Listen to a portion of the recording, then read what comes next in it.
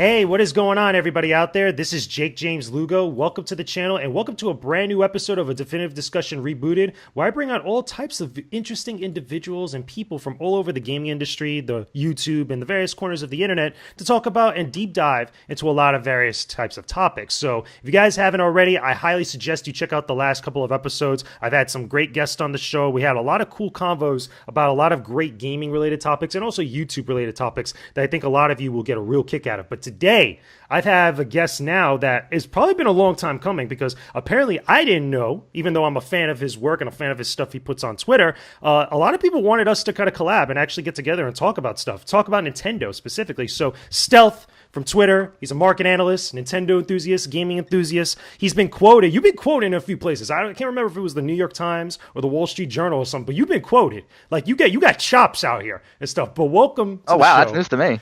You got chops out here. Like, you got credibility now. Like, you got to start wearing a fedora and everything. Like, you got to get official at this moment. So, but welcome to the show. How's it going so far? That's going great, and thank you for having me on. This has really been a long time coming. Definitely, yeah. Again, this is going to be fun. So today, we're talking about Nintendo. We're going to give the people what they want. They've been waiting on this. We're going to talk about specifically Nintendo in 2018. Nintendo 2018, where it's going to be kind of like a year-end review. We're going to kind of look at all four quarters throughout 2018, all the way from January through March or April, April through June, July, all the way through August to September, October, and then the rest of the year up till now. There's been a lot that's happened, releases, big game releases, a lot of big events I'm pretty sure we'll touch on and stuff. But overall, to kind of kick things off, do you think that going into the beginning of this year for 2018, so coming out of December into January, February, did Nintendo have a lot of good momentum with them? Because this is right after, obviously, The Legend of Zelda Breath of the Wild, obviously after Super Mario Odyssey. Were things looking up for Nintendo? Because I feel things were very uncertain at the time, even though we just had good games. But where did you at least, see where everything was at the time? Things were uncertain, but I do believe that Nintendo had a lot of momentum because Nintendo prides themselves on always having, or at least trying to have, a strong holiday lineup. And last year's holiday lineup of Mario Odyssey and Xenoblade Chronicles 2 was very compelling for people, in addition to people who were still buying Zelda and Mario Kart and Splatoon 2 and all the other games that came out last year. So I thought while things were uncertain, could they maintain that momentum? I thought that they actually had a lot of good games to push them into 2018. Yeah, I'm pretty sure, trying to think back then, because it was so long ago, I know that the uncertainty for me wasn't really coming so much from the games, even though that there was a lot of uncertainty for games that were going to be far reaching out into 2018 back then. For me, a lot of the uncertainty came from the Nintendo Online service. I think that's when, around that time, where we really start to hear rumblings about it, because we had that good grace period where the Nintendo Online capabilities were free for everybody, and there was all these different details. There was a lot of conflicting reports, and people were kind of very unsure about what that was going to be, because games like Splatoon were going to use it, obviously Smash Brothers later on, even though we didn't know a lot about Smash Brothers Ultimate at the time. That was where the uncertainty, where from both myself and people that were around me, were really talking about. But as far as the games are concerned, I think that, again, we were coming off the high of Super Mario Odyssey, which was great for a lot of people, myself included. I had a lot of fun. Like you mentioned, people were still buying Splatoon, Breath of the Wild, and many other games, specifically third-party games, and even indies. I felt like this is when, at the beginning, where indies were really starting to come onto the platform, really start to make a name for themselves, even though that happened throughout 2018. Yeah, for me, the first year of Switch really was kind of bookmarked by the indie support, because, if people remember, Wii U and even someone on Wii, Nintendo didn't have a great relationship with indies. And, to go from really being the last place that indies wanted to put games on to the first place that indies wanted to put games on was really somewhat shocking to me.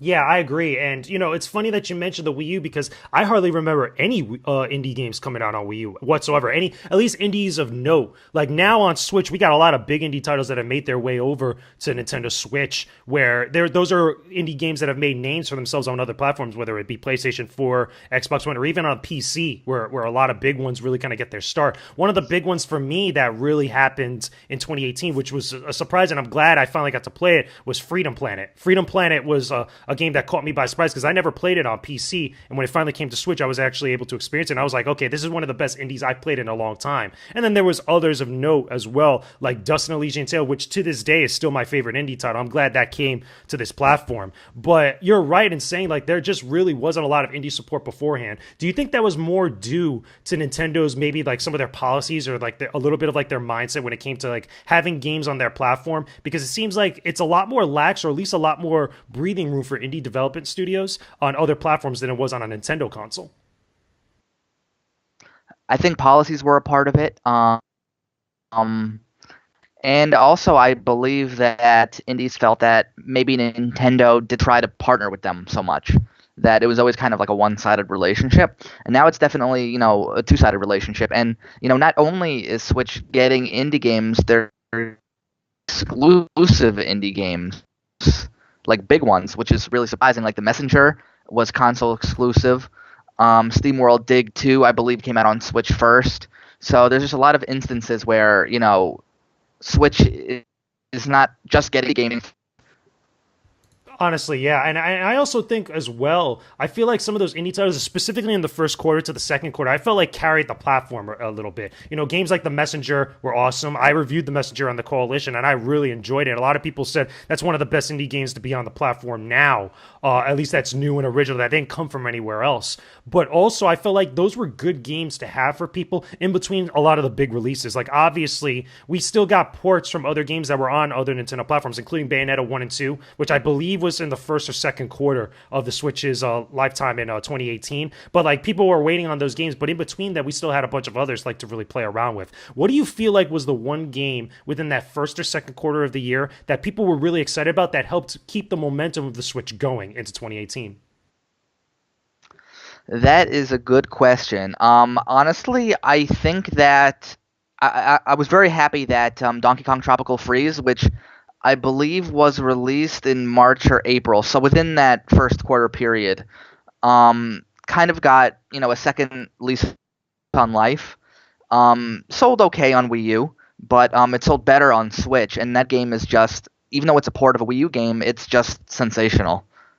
Yeah, I agree. But you know what? For me personally, again, I differ a little bit because for me, the game that was really part of that first quarter that really made a splash was not even a Nintendo specific game. I felt like it came later on, but it was Valkyria Chronicles that came to the Switch, Valkyria Chronicles 4. And there, surprisingly enough, I didn't see a lot of other people within that early period of the year talking about other Nintendo first party games as much as I thought that they would. Because at the time, like a Kirby game came out on Nintendo Switch, which is pretty cool. I mean, Kirby appears on practically every Nintendo platform, but you would think because it's a Nintendo first-party title that people, especially Nintendo fans, would be a little bit more excited about that. But I think a lot of this had to do with a lot of the other third-party games now really jumping on board with the platform. But also, again, the indie titles that were really getting a lot of clout, getting a lot of word of mouth spread out around about them, that maybe took a little bit of the thunder away from some of those games. But I still felt like, it was still carrying the platform into eventually the middle of the year, which is when we start to hear things at E3 and such.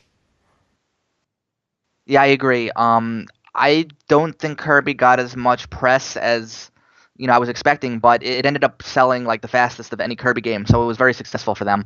And I didn't play Valkyria Chronicles 4 until later in the year, so I forgot that was an early year release. But Yeah. that is one of my absolute games of the year by far, and actually had me tearing up at certain points just because of how good the writing was and how emotional it got.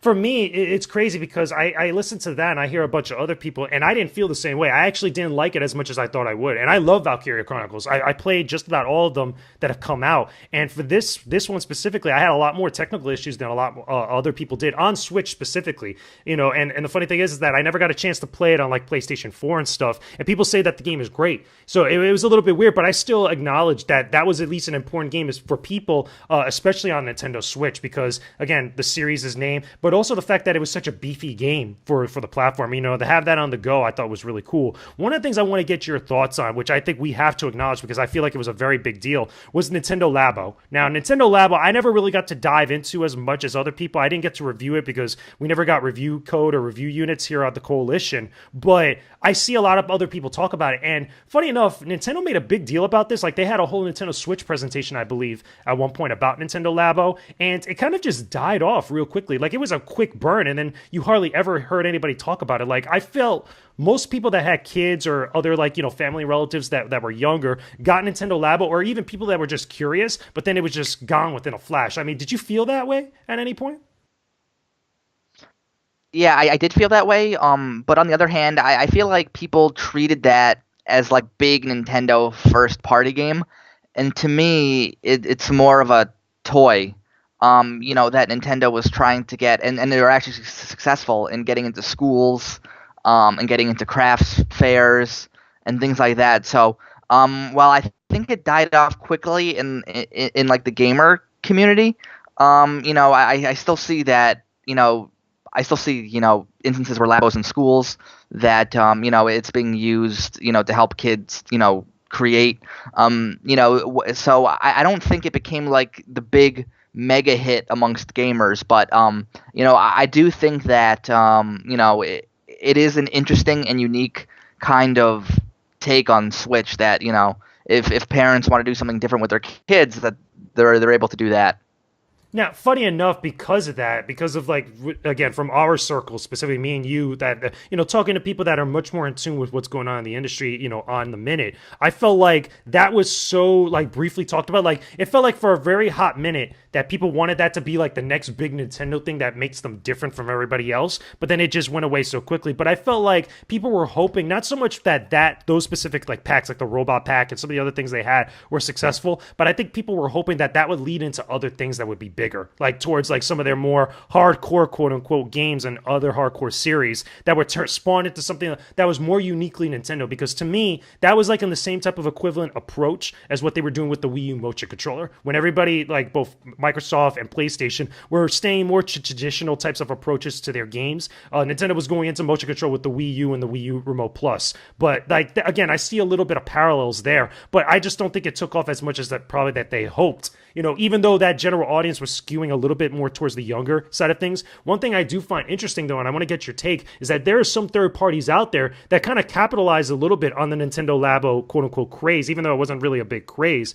but like having like builds your own type of stuff and then, having those types of things integrated into the games. One example I could think of that comes into mind that's actually coming out also fairly soon is like building like an arcade cabinet for classic arcade games. I think it's like either Midway like classics or Activision classics or something that's like, those 1980s or early 1990s types of like arcade games, but building like an arcade cabinet for that type of stuff geared towards that hardcore crowd. Do you think that maybe if Nintendo Labo was a little bit more successful, we would see a lot more stuff like that from third parties? Probably. I think we probably would have, but I don't think Nintendo was necessarily trying to cater to the hardcore with this product. I think they were trying to cater to something that really nobody caters to anymore, and that's the kind of edutainment genre. That's things that are more educational that we really saw with the NES and the Super Nintendo, but then kind of died off after that. And I think this was Nintendo trying to bring video games back into the classroom. I agree. And I think that also, talking about it now and thinking about it from back then, I feel like maybe that was one of those things that's like, okay, let's throw it at the wall and see if it sticks. At least that's the kind of impression that I got, especially looking at like how it started and how it ended, because I remember those big Nintendo Direct presentations where like everybody was like, oh, what's Nintendo going to show? And they were very kind of like really hyping it up and bigging it up. And that's what we ended up getting. So I'm kind of with you on that. One of the other things I think we should shift gears to that we should also acknowledge, which is a great thing that happened this year for the Nintendo Switch and just Nintendo in general, was that Nintendo Switch started to get a lot more variety of the types of games that were on there. Now, granted, for me, this speaks more to me because I love fighting games. I love the fighting game genre for a variety of different reasons outside of competition. But I feel like Nintendo Switch this year, more so than last year, started to get more fighting games that I feel like were going to be legit kind of additions to that fighting game scene, that competitive scene. Specifically, there's a couple of games that come to mind, and some of them happen a little bit later in the year, but like if we're staying towards that second, almost third quarter season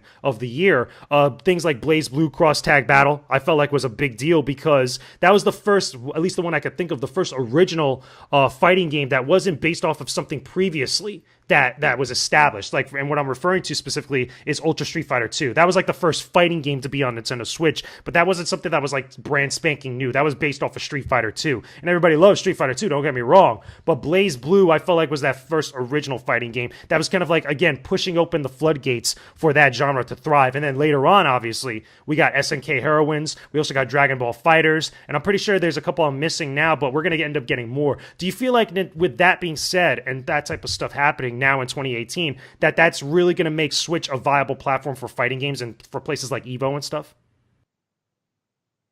Been fairly shocked at how many fighting games are on Switch and coming to Switch, because next year, well, first of all, not only do we have Smash now, which maybe is the biggest, it is the biggest fighting game probably in the history of the industry, but we have Mortal Kombat 11 coming out next year in April, which is really soon. SNK confirmed that Samurai Showdown is coming to Switch. We got Dragon Ball Fighter Z. And also Blaze Blue Central Fiction is coming to Switch, I believe, in February. So Switch has become, quite a good home for fighting games, where I can't really remember the last time that, a Nintendo platform had this many. That's the crazy thing too, and I think part of it has to do on previous platforms like the Wii U, and I would even argue all the way back to like the GameCube, is because Nintendo has been very stingy about a lot of their games, specifically Smash Brothers, because I feel like Smash isn't part of the rule; it's the huge exception to everything. Because Smash is one of those anomalies. It is. That's like really out there compared to other more traditional fighting games like your Blaze Blue, like your Dragon Ball Fighters, like your Street Fighter, etc. But at least for this year, what I've noticed with games like that coming out, like Blaze Blue, like Dragon Ball Fighters, and now moving into next year where some of the other big fighting game titans are going to be making their way to the platform, I think this is going to be great for Nintendo because it only works to their favor to get more awareness about the platform, because there's a lot of places like Evo, the biggest fighting game competition here in the United States, or even arguably the world. I wouldn't be surprised if something like Togeki or Super Battle Opera starts looking at some of these games and including them on this platform within their competitions. I think that works to their benefit. Now, keep in mind, that's everything else besides Smash Brothers. And I think that now Nintendo has kind of like really kind of come to the understanding like this is something that's good for us, that people really care about these types of fighting games enough to have these big events that we really don't have to do much, to actually, happen, which is crazy to me.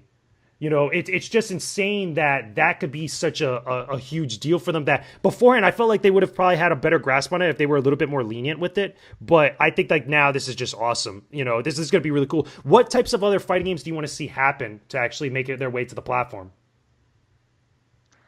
I would actually like to see Ultra Street Fighter 4 come to the platform. I believe that game, just because of how large the roster is, still holds a place in people's hearts, and I think it would be a quite easy game to port. Obviously, Street Fighter 5 is somewhat Sony funded, so that can't come.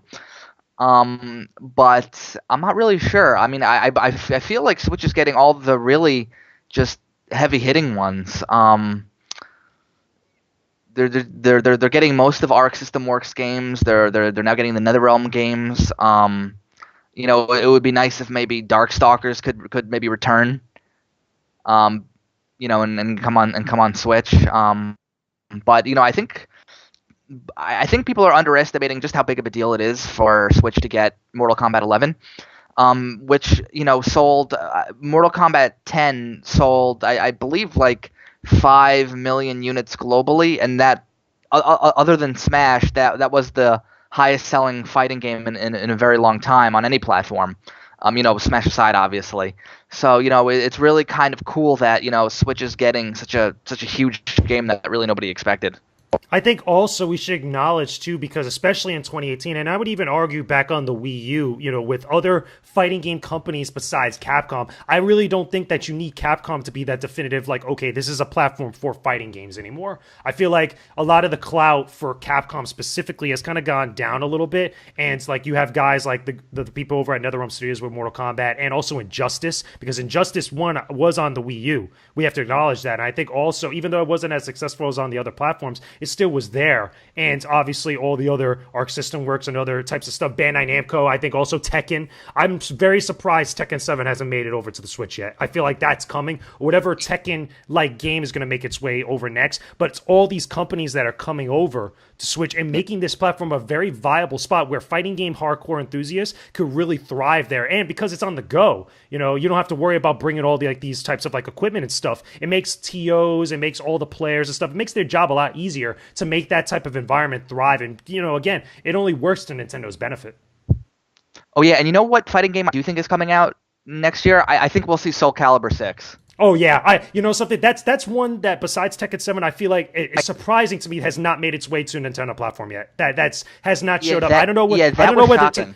Yeah, I don't know if it's an exclusive thing with Sony and Microsoft, or maybe it's a technical thing that they're trying to figure things out for the Switch. But I feel like a Soul Calibur game or a Soul Calibur-like game that's a 3D fighter, even something like a Virtual Fighter. I'm surprised Virtual Fighter, with Sega, because Sega's relationship with Nintendo has changed over the years. Stuff like that I feel like is next over the horizon because of a lot of not only the crossovers and the collaboration between companies, but I feel like a lot of these third-party companies are starting to see that this is a viable platform now to make us, to work with us to actually make things work over time to be really good.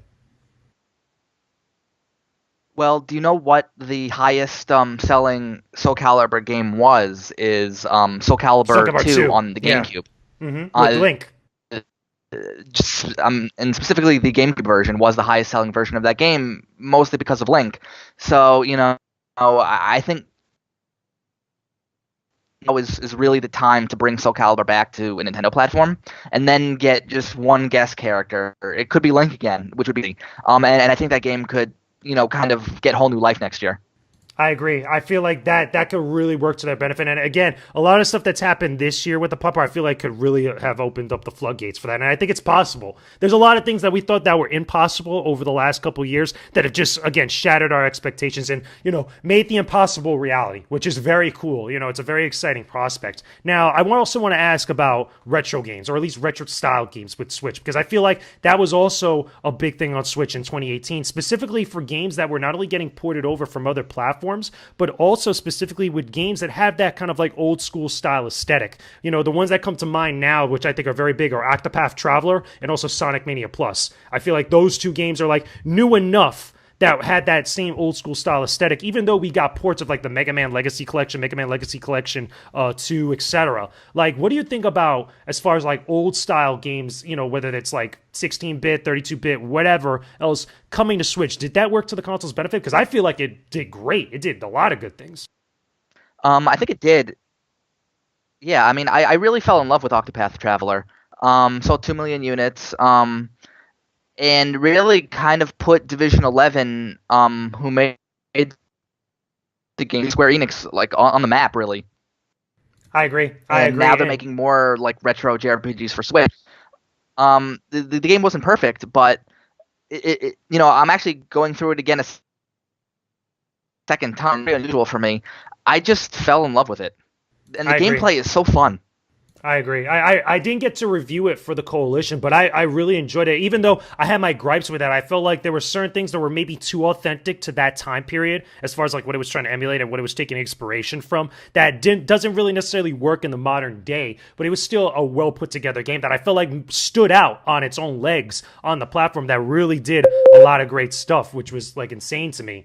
And the other thing, too, I feel like, is that there's other games, and I think there's the potential for other games to really do something similar. Another one that comes to mind that was also got ported over to Switch was Cosmic Star Heroine, which is an indie game that takes a lot of inspiration from Phantasy Star, in a similar fashion to Octopath Traveler, taking inspiration from Final Fantasy VI and stuff. But even then, if you look beyond just the RPG realm, and you look at other genres and stuff, again, we've had other games that take a lot of that retro inspiration, because I think there's an audience there that is rabid about buying games that just make them feel that sense of nostalgia. Do you think we're going to see more of that going into 2019? Yes, I really do. Especially in the indie space, those kind of games, especially if the sprite art is particularly beautiful, sell well. People love sprite art, just because we don't, it's kind of, it's not a dying art, but it's an art that, we don't hear enough.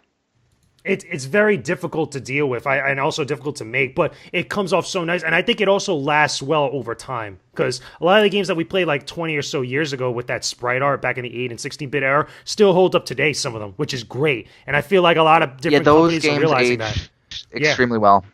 Definitely, and Yeah. there's many classics out there. Some of which I'm even playing now, on my own little like different projects that I feel like still last years and years later. And Nintendo knows that. And I think like some of these other third-party studios and indie developers know that as well. Here's one thing I think we should touch on, and this is as we start to wind things down a little bit for this episode. We need to talk about some of the other news pieces or a couple of other things that happened that were in relation to the Nintendo Switch, but weren't necessarily the cause of it. I mean, we had big things happen with like some of the review stuff with Dead Cells, which I think helped blow up that game for one reason or another. But there's been a couple things that have happened throughout the year for Nintendo Switch that kind of got the brand out there, got the platform out there, but weren't necessarily, it wasn't the cause, it wasn't anything that Nintendo necessarily did, quote unquote. I mean, do you feel like some of those controversies and other news items really helped out the platform for better or worse? I don't know if they work to the benefit of Switch, but I don't also think that they work to the detriment. Dead Cells in particular, I believe, got way more attention that probably would have if that controversy didn't happen. And I'm really glad that game is selling well because it's really awesome from what I'm told. But some of the bigger things that happened to in my opinion, that weren't necessarily news stories, but we had a Nintendo Direct in January, we had a Nintendo Direct in March.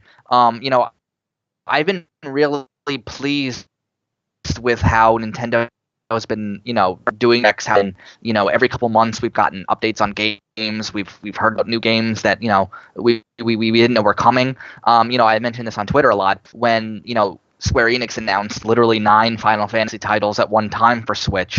Those are the kind of things that I'm gonna remember from this year. All the shock announcements that nobody thought would happen, like Diablo coming to Switch. Definitely. For me, the year in Switch is going to be fondly remembered for everything that people didn't think were going to come to Switch, but is.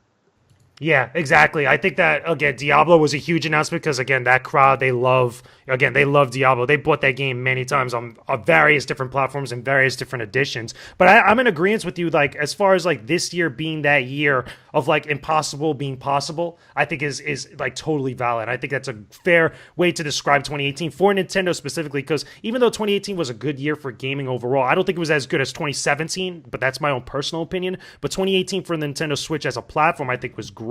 There's been a lot of ports coming over to the platform. I think that also a lot of collaborations I think is great, between Nintendo and other studios bringing some of their games over. And again, obviously with some of the announcements for things like Super Smash Bros. Again, the biggest announcement for me as of late, for again Nintendo in general was having Joker and Smash, appear or at least get announced at the Game Awards. Like again, if you guys don't know what I'm talking about, go look at my reaction that I had on YouTube about that announcement. It was absolutely insane. I flipped out with excitement because I love Persona 5, which I'm pretty sure we'll talk about in the next segment, but like, it speaks to a bright future for Nintendo Switch as a platform and a lot of exciting things. But one thing I also want to ask you about before we end the segment off is that a lot of the stuff that's happened towards the end of the year, okay, because we had some leaks for some of the games. I believe it was Pokemon Let's Go got leaked, and I think also Smash Brothers got leaked as well, or at least some aspects of it. Do you think that also came into play towards the end of the year for Nintendo Switch for those games and also just Nintendo Switch as a platform? Like, did it do anything like good or bad in general? In the grand scheme of things, I don't think the leaks of either games affected sales. But for me, it was kind of a drag to see Smash Brothers not only like kind of leaked on the internet, but like the full game was like ripped apart and data mined, and it was hard to look anywhere without seeing a spoiler that you didn't really want to see necessarily. Yeah. Look, So for me, that was more of like a personal bummer than something that like affected Switch. I agree. And you know something, it's crazy too because we always have these discussions that always come up. Because for me, you know, in what we do in our industry, you know, like being part of the games industry and being so in tune with what's going on, that mostly affects people like me that work in games as opposed to like the general consumer or just the platform as a whole. Because I think it helps make Nintendo a little bit more stingy when it comes to like getting awareness out there about some of their games and working with different media and even like content creators. I think that's a huge part of it. But also, I don't think really a Yeah. lot of the leaks really affect, you know, the sales or even affect like just the overall messaging about those games. If anything, it actually kind of helps the sales because if people do that type of stuff and they talk about it and it's good, a lot of people are going to get more excited because they're hearing through word of mouth. I don't think it really affects that crowd. I just think that it also affects, and maybe it was part of some of the reasons that Nintendo changed up some of their policies for some of like, you know, some of the content that goes out about their games, you know, towards the later end of the year. Yeah. Do you think that specifically like that, those change of policies, you know, now since that happened in 2018 specifically with Nintendo Switch, do you think that's going to change up a lot of like how Nintendo goes about showcasing and also just getting awareness out about some of their bigger later games? Like for example, if the next Mario comes out within the next couple years, or the next Legend of Zelda, or even Metroid Prime 4, which is another game we'll talk about later on, but like do you think like that type of stuff is going to affect like how those games are rolled out?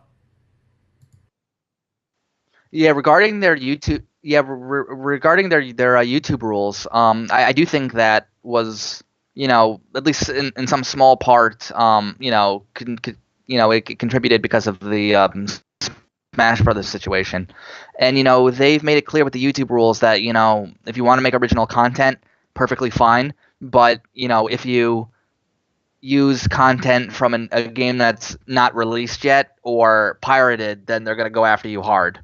I think that's the stance. I think that's the right stance to take, honestly. And hopefully, it'll make, you know, content creators' jobs easier, you know, using Nintendo footage.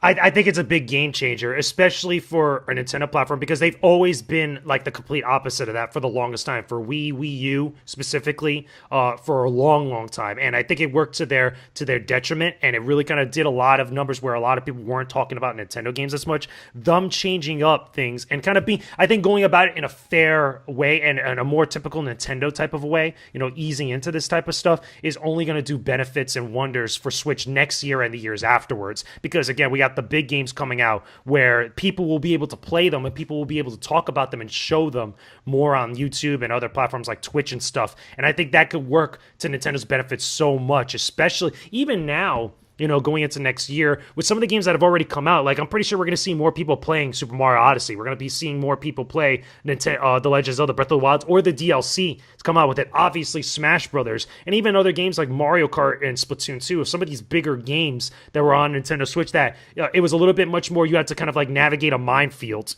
in order to play some of those games. And now with that easing up, I think that Nintendo's going to enjoy a lot more mind share that's more positive about them and about their games over time. So I think it's going to be cool. I think it's going to be very, very interesting. One final thing for this part of the discussion. Overall, now looking back at everything that's happened, was 2018 an overall good year for Nintendo? Whether it's for Switch, whether it's for the eShop, or anything else in general. You know, from you being a Nintendo enthusiast, was Nintendo 2018 a great time for the company? Or was it like not as good as previous years? Like, what's your overall take on it? Yeah, I mean, obviously, not every year is going to have Mario Odyssey and a new Zelda game. That being said, I do think that this year was really great for Nintendo. Not just in terms of the first party, but also just the incredible third party support that the platform got. You know, which was really surprising. Indies, Japanese third party games, even Western third parties, really kind of got in on the action.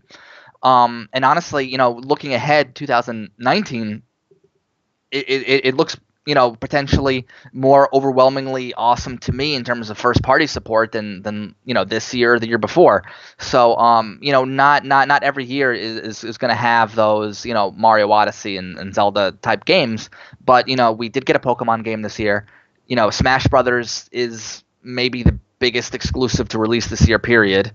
You know, and then we got other games like Kirby, and we got cool ports like Bayonetta and Hyrule Warriors Definitive Edition and Tropical Freeze, and you know, even smaller like games that I don't think people are giving enough love, like Sushi Strikers, which I thought was also really awesome. So, I thought this year, honestly, for me, I bought maybe more games this year than I did last year for Switch. I agree. And, I think that a solid argument and case could be made that this year for Switch was better than last year. Meaning, even though we did get the Legend of Zelda game, we did get a Mario game, we got Mario Kart, we got a lot of those other big titles that I think a lot of us saw at places like E3 and we were very excited about. But I think this year for 2018, for Nintendo as a company, the most has changed for the company's benefit. And I think that for Nintendo Switch itself, this was a better year as well because not only did we get great games, but we also got a lot of good setups for the following year. Because we're going to get big games. I feel like a lot of the announcements, which we'll talk about later, are good setups for future releases that I feel like are inevitable or were inevitable that people are always thinking about. But I feel like we've had the most concrete examples of like why those things are going to happen. But also just the changes in the policies online, the fact that we got big games like Smash Brothers and like, Nintendo trying to really do what they can with their online infrastructure and changing and stuff. Things like that I feel like were much more better and it did a lot more good this year than what we had last year, even though we just got on the platform at the time and we had just gotten a lot of those big games. I feel like this year could have a lot of solid cases or solid examples of why it was better than previous years and stuff. So overall, I think me and you could definitely agree that 2018 was a phenomenal year for Nintendo as a company. I think that the Switch had a lot of good stuff and I think people are overall generally happy despite whatever gripes or criticisms they might have. Any other final thoughts about it? Yeah, I completely agree with you, and I think the best is yet to come. Looking ahead to 2019 with Animal Crossing and Fire Emblem and next generation Pokemon, and all these other games that are coming out on Switch. I think we're poised for another big year, and it's really great time to be a Nintendo fan. Definitely. I think it's a phenomenal time to be a Nintendo fan. There's a lot of cool stuff going down, and it's a lot of good different stuff happening that's completely off base and off different compared to the other two platforms and even PC that's out there. So, Stealth, thank you for chatting it up with me about Nintendo, looking at 2018, looking back at 2018. This is a good way. It's going to end off the year as far as like analysis stuff like that. Again, did you enjoy the convo? Was it fun? Like, did we give the people what they want? I think we gave the people exactly what they want, and we're going to have to do it again. Definitely.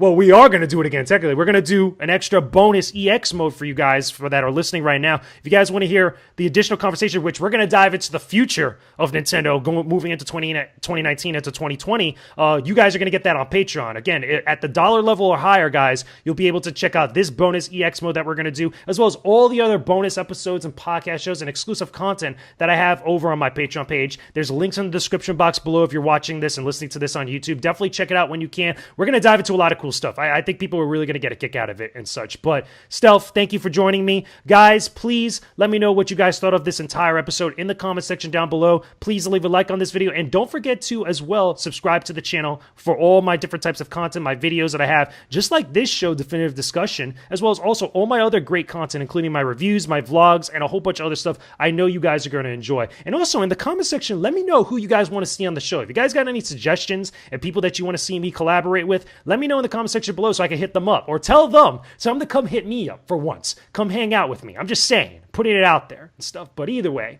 okay, thank you for listening to this episode of Definitive Discussion Rebooted. Oh my God, I got tongue twisted. Definitive Discussion Rebooted. Okay, I will see you guys on the next episode. I'll see you guys on EX mode. Peace out and stay epic, everybody.